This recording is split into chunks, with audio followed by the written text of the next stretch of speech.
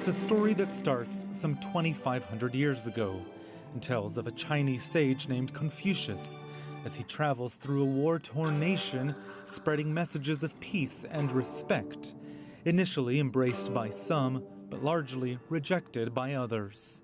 Confucius wasn't a politician, but rather a humanist who firmly believed that China's feuding ruling families should return to a life bound by ethics.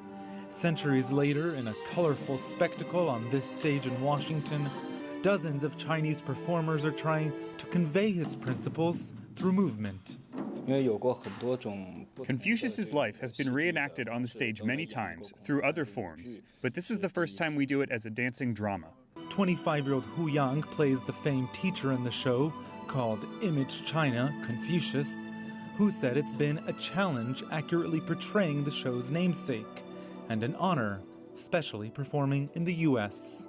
I think the Chinese have a rich history, going back 5,000 years. That's something that the U.S. doesn't have, so I imagine ancient Chinese culture must be very mysterious and interesting to the American people. One could say director Kong De-shin was born to do this show, quite literally.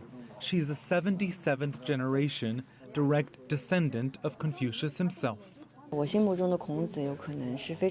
In my mind, Confucius was a very optimistic person and a well-respected teacher. He didn't achieve much politically. His biggest success was in teaching all of his students, and through them, leaving a mark on the whole country.